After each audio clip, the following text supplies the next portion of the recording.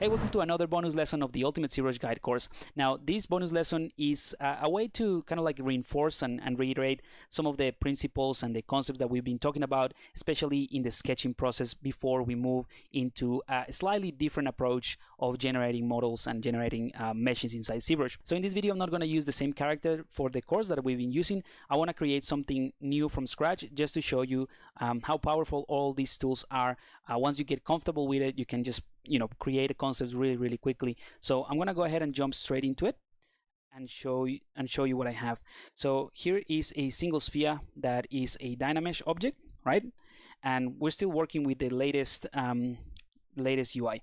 So what I'm going to do now is bring in the Gizmo 3D, and I'm going to start establishing some blocking areas. So I'm going to duplicate this sphere, and I'm going to scale it and rotate it. I also have perspective off, so that's why I'm kind of like in orthographic view. Let's go ahead and duplicate this again, scale it down. I'm going to move it like so.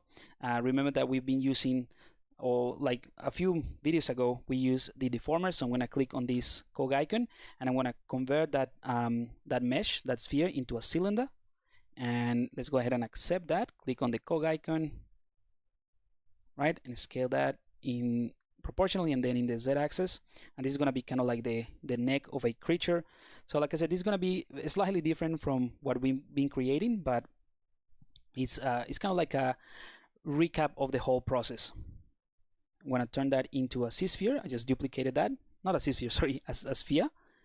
Gizmo 3D, and let's go ahead and place that and scale it a little bit more. So this is going to be some kind of chest for the character. We can duplicate that a little bit and move it, duplicate it a little bit, just duplicate it and then move it a little bit.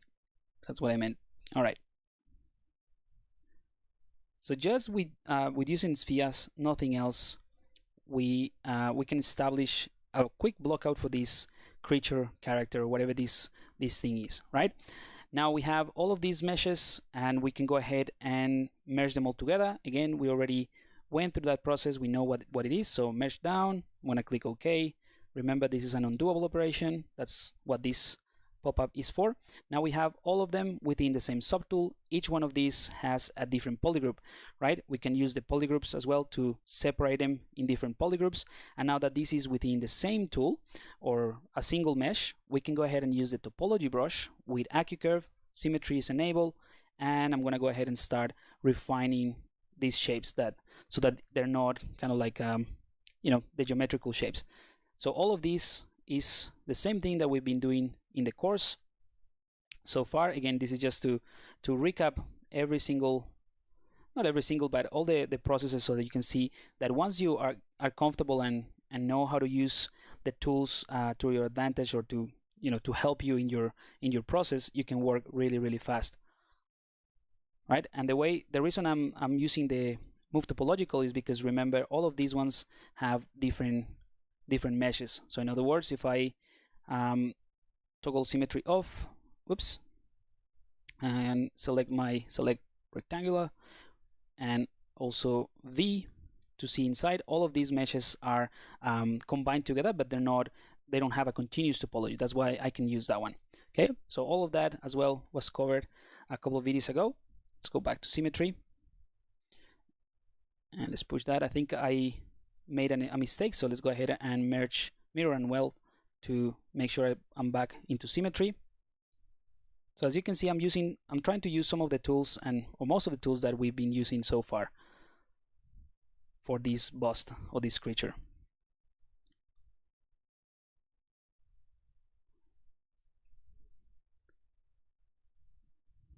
Okay, I'm gonna go ahead, and it's gonna be an alien creature. Again, like I said, I just want to do something quick, not necessarily trying to make anything, but rather emphasizing and reinforce some of the concepts that we worked on. All right, I'm gonna go ahead and append. We also used that before, so we have it here. Append a sphere, select that sphere, and go into Gizmo, and I'm gonna move it here. That's just to create the eyes.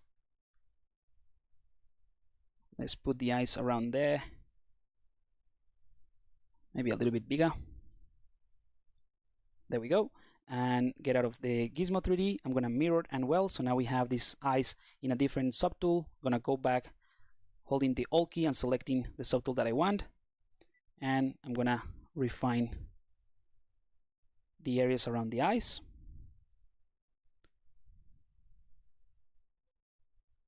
I actually want the eyes to be a little bit bigger than this. So what I can do is select the eyes. I'm going to solo mode, and I'm going to use the inflate slider here just to inflate them along the normals. So now we have bigger eyes. We can push them, push them forward a bit. There we go. And we can also bring them closer if we have symmetry enabled, of course. All right, and if I'm going a little bit fast in this recap, you can go ahead and rewatch some of the videos where I mentioned the different steps that I'm using. Like I said, I'm just trying to show you a combination of all of the process and all of the workflow that we've been talking so far, just so that you can see how easy it is to generate ideas once you get comfortable with the process. But again, I'm not trying to do anything specific. All right, so at this stage, what I can do is go ahead and Dynamesh everything together. So control click and drag, because I have the Dynamesh switch enabled, and now we have a Dynamesh object. I can go ahead and group visible, so that is a single mesh, and I can go ahead and start smoothing all of this, or we can use the polish feature just to simplify this a little bit more. Now with the move brush and the AccuCurve, I'm going to refine this a bit more, try to work on the as you know, an indication of the anatomy, right? Let's go ahead and push let's try to do some kind of jaw, maybe a more pointy one. All right, and let's go ahead and bring in the damp standard brush with a smaller brush size, and I'm just gonna do some markings, maybe increase the resolution a tiny bit. Control click and drag. So now with this the damp standard brush, I can mark some of the areas where I want to add the volume in just a second. I'm going to refine the eyelids of this creature, holding the Alt key to inverse the effect.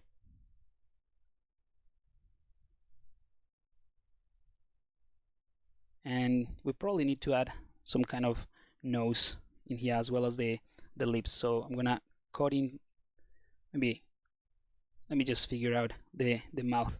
Again, I'm not trying to do something, any groundbreaking design. This is just a simple alien, but I'm using the damp standard brush to redefine those or marking those areas. All right, let's go ahead and add a bit more of this, an indication of a cheekbone in here. Let's enable perspective.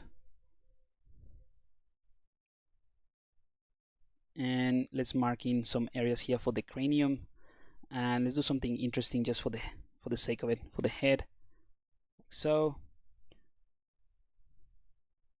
All right, and now with these markings, we can go ahead and bring in the clay builder brush or the clay brush, and we can start refining these meshes. So again, the clay builder brush will generate will help you build volumes a lot faster than the clay brush, but it's gonna come up with this, or it's gonna come with this effect, or this alpha. So probably good here for adding a bit more of this protrusion here in the cranium of this creature. And this is essentially what designing in 3D is all about. Now that you know the tools, you might not even need to use any concept or any 2D concept as reference. You can just jump into ZBrush and start designing using all of these tools. And that's what this additional lesson is all about, just to give you a quick overview, an idea of once you know how quickly you can work once you know all of these tools.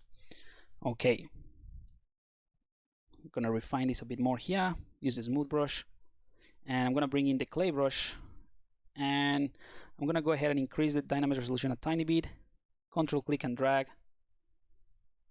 and we can go ahead, this is maybe too much. Yeah, that's too much. Let's go ahead and do that. Just maybe 2, 192. That should be a bit better. Still quite a bit of polygons, but you know, we can live with that. I'm gonna go ahead and polish by features, although there's no features anyway, so it's the same thing as using the polish. It's just that the polish by features is slightly softer than using the polish. Polish is really strong. All right, and now with the clay brush, I'm gonna start working on the transition of these volumes here, for example, around the lips. Maybe give them a bit more volume and start to think about more of the anatomy and how this creature actually works. I'm also pressing the Alt key to push things in, so it just stops being an additive process, and we can also subtract some meshes and some volumes, and that's always good. Maybe just refine this a tiny bit more. I don't wanna do a time lapse of this. I just wanna show you in real time how quickly you can generate ideas once you know the tools that we know so far. And remember, we have only covered a few of the tools. We are only in module 3, so you know, there's a lot more to come and a lot of things to refine and polish. But so far, with the tools that you have at your disposal and the things that you know right now based on the modules that we've done, you can very easily, you know, produce this type of sketches and practice in ZBrush, you know, in your spare time, I guess. All right, I'm gonna go ahead and increase my brush size, and I'm gonna push this to create an indentation here. Just refine the head.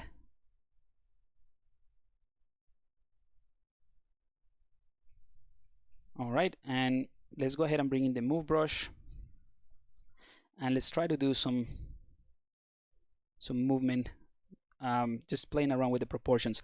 Now let's go ahead and push this up a bit and play with the eyes just to refine it a bit better, and then we can come back to the proportions, and I'll show you a trick that is actually pretty good. All right, I think I'm gonna push this up a bit more and this down, so it kind of creates kind of like this almond shape for the eyes.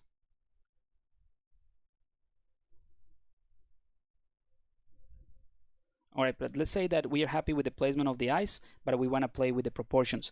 We can go ahead and go into solo mode so that we only see this mesh. I'm going to click the mask pen, and I'm going to mask this area, holding Control around this area. Okay, holding Control, and we can blur that mask a little bit. And now we can get out of solo mode and go with the move brush, a large brush, and start manipulating these shapes to make it a bit more interesting. But the eyes, or the placement of these areas for the eyes, is going to remain the same or unaltered. And that's just a really powerful way to be able to manipulate and change proportions very quickly without changing some of the areas that you really, you know, that you spend time tweaking and that they already look good. So in this case, I was happy with the eyes, so I'm protecting them from any change. But you know, you can, if you don't like them, you can just go ahead and override that as well. The same thing goes for the mouth, for example. Let me clear the mask. I'm going to use another type of masking, the mask lasso, and we can go ahead and hold Control and mask just half of this mouth, like so, and we can actually blur it a tiny bit so it's not as strong, and then we can use the move brush to create, you know, an overlapping lip in here. And we can use the inflate brush to add more volume to this upper lip, clear the mask, and instead of doing Dynamesh, because Dynamesh will connect these 2 points together, so let me just show you what's going to happen around here. So I'm going to hold Control, click and drag, and you'll see the Dynamesh, because we have these areas connected or very close together, is going to try to combine them, right? So instead of doing that, and I want to preserve some of the other details, I'm going to move to Sculptris Pro. So with the Sculptris Pro and a smaller brush size, I can hold Shift, and I can just simplify this, or not simplify it, add more resolution, but keeping that border that we established before. Okay, so that's another way to use a Sculptris Pro that is going to be very, very powerful. Let's go ahead and use the Sculptris Pro with Damp Standard Brush, a smaller brush size, holding the Alt key, maybe not that small, so that we can generate some eyelids in here. Again, this is just detailing a little bit or establishing some areas of detail, and perhaps some wrinkles and major skin folds, all with the Sculptris Pro. So again, it's just a combination of the tools that we've talked about already, like Sculptris Pro and Dynamesh, to sketch out this character after we have completed kind of like the blocking stages and the overall shape, right?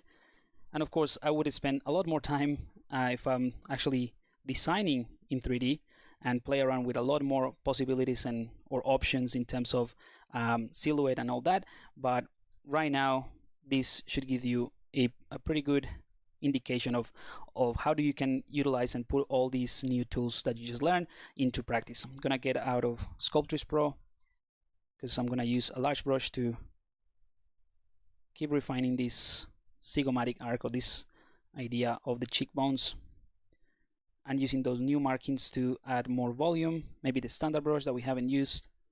Whoops, I'm gonna reset the intensity to 20. So with less intensity, we have more control, as in we need to do more of these, more strokes, but we have more control to build the volume bit by bit. Okay.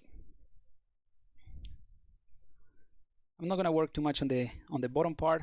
Just wanna again give you an indication of how useful these techniques are. And just to wrap it up, I'm gonna use the snake hook brush and Sculptris Pro to create some kind of ears. So I'm gonna enable Sculptris Pro, and I'm gonna also turn off perspective, select my mask lasso, and I'm gonna mask in an area here for the ears. So this is where the ears are gonna be stemming from, and I'm gonna invert that, right? So now this is the only part on mask, and with a large brush size, we can use the snake hook brush to push this out. And let me turn on polyframe so you can roughly see what's happening. It's a little bit dark, but it's the same properties, or the same idea that we use for the walking stick. When I click, I hold Shift to start smoothing, and then let go of the click, just so that it generates a bit of volume, really. And now that we have that, let's go ahead and bring in the move brush, and let's start pushing things in, so that this the ears of this creature, they don't look as ridiculous as right now it's looking. So let's go ahead and push them back. Also, oops, let's go ahead and use the smooth brush again.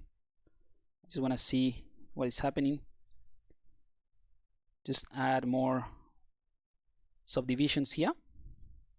We can actually use the inflate brush without Sculptris Pro, just to make sure that this area that is very thin is not intersecting with the backside. All right, I'm gonna clear the mask and use the smooth brush, just inflating this as well. And let's go ahead and go back to the move brush and refine the placement of this. So let's enable perspective.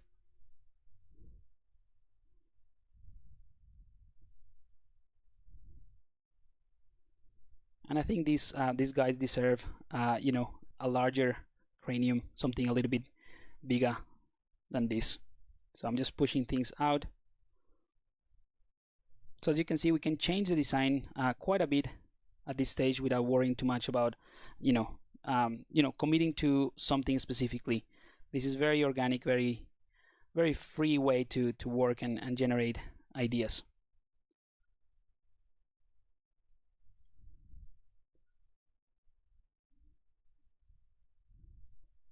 All right, I'm gonna add more volume here for the neck muscle, and also here at the back for the trapezius. All right, and just to wrap up this quick intro, or this quick overview recap, if you will, I'm gonna make him happy, so he's happy. I'm gonna use the clip brushes to sort of remove some of these mesh that I don't want, or we can use the trim brush actually. Hold Control and Shift, and I'm gonna trim that like so, maybe here as well, and maybe as well at the back. So Control and Shift, click. I'm gonna press the Alt key once to create a point in the curve, like so. And now we have covered pretty much everything. All right, so that is pretty much it. That's the end of this sketching session. So hopefully you can see that once you get comfortable with the tools that we have, and I remember I haven't used anything that I haven't told you or anything that is not in the current UI. So you have access to all of those tools and you already know how to use all of these tools that I use.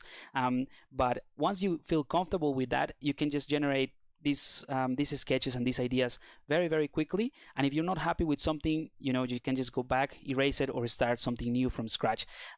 But following the steps and the systematic approach that I've been teaching you so far up to this module, you should be able to produce as many ideas as you want. Now, I know this is completely different from the character that we're working, but in the next module we're gonna go back to our character and start working with new tools and new features in ZBrush that are gonna open up a whole new world of possibilities within ZBrush and within the realms of creating and producing assets and characters and meshes all in 3D. All right, so I'm going to leave this lesson here, and hopefully you have found this overview of the past modules and the tools that we've been exploring useful. And again, it's just to give you an idea of how quick you can produce stuff once you get comfortable with the ZBrush UI, the tools that we've been using and navigating and all that. But yeah, I'm going to leave it here, and I'll see you in the next module.